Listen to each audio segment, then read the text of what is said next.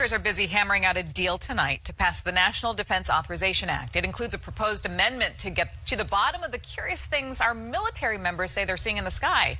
This is after a report released last summer concluded nearly every recently reported sighting of what's termed unexplained aerial phenomena, or what we used to call UFOs, could not be fully explained. Congress and others are taking an interest. Steve Dunn explains.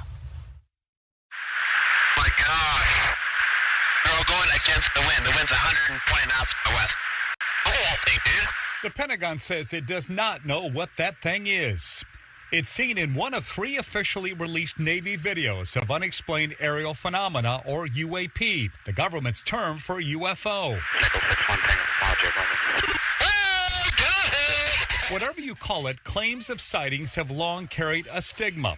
But in 2021, in military, government, and some academic circles, that stigma is fading. We're not sure that they're flying objects. Maybe there are, phenomenon that we're seeing that we just have not been able to detect before. Scott Fisher is a faculty member of the University of Oregon's physics department and director of the Pine Mountain Observatory.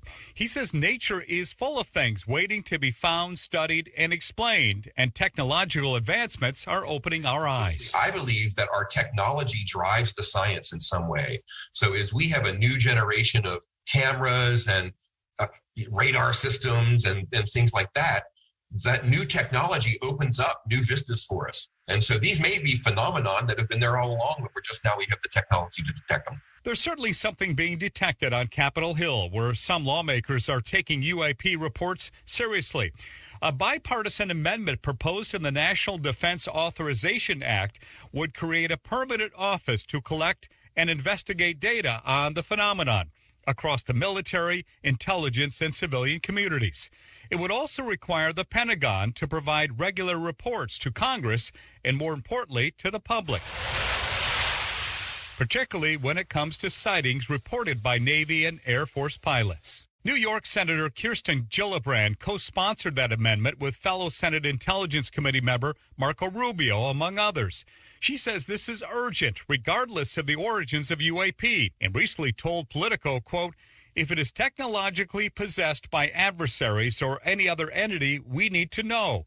Burying our heads in the sand is neither a strategy nor an acceptable approach." Now you have it being a much more acceptable thing to talk about, UAPs, UFOs, because we're talking about it not in the context of aliens. We're talking about it in the context of, are these things happening by our adversaries and rivals that we can't explain? Or are they environmental phenomena that we have to be aware of because of some other sort of less insidious, perhaps, but equally concerning, greater, longer-term challenge it poses to the way we do things here on Earth? The Washington Post's Karen Demersion credits former Senate Majority Leader Harry Reid for sharing his concerns with Capitol Hill colleagues years ago.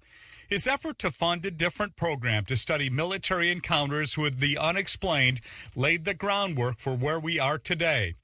Demersion reported last month U.S. defense officials announced the creation of their own office to catalog and track reports and data from UAP sightings.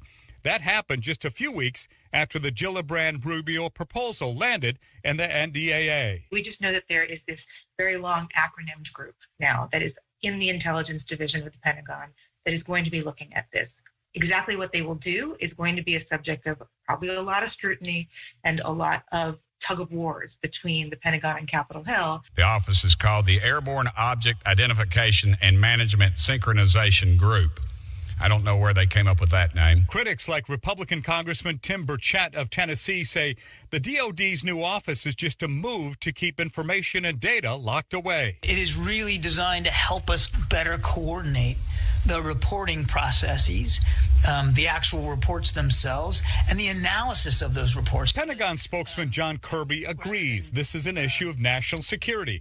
But he says that means the Pentagon either can't or won't release everything it knows. I can assure you that our intention is to be as transparent about this phenomena as we can. However, that commitment to transparency is exactly what former Defense Department insiders say the Gillibrand-Rubio amendment would provide on an issue that, for more than 70 years, has been shrouded in secrecy at the highest levels and mocked at lower ones.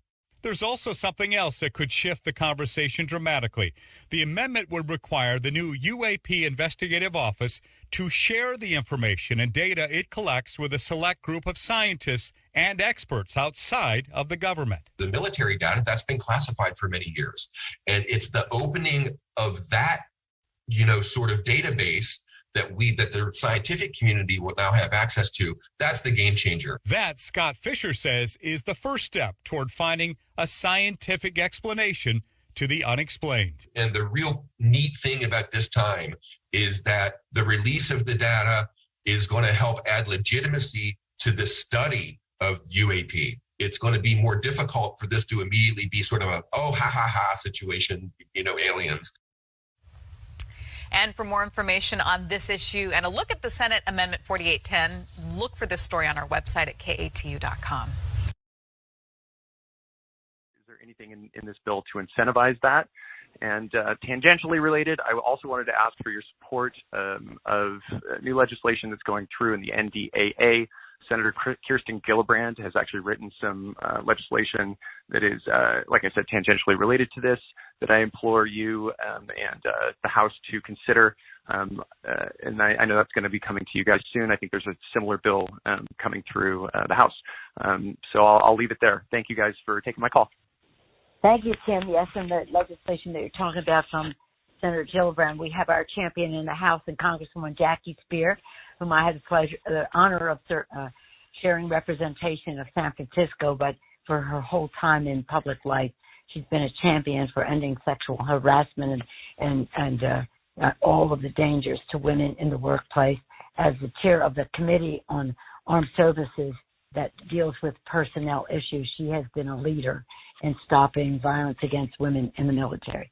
In terms of the green initiatives,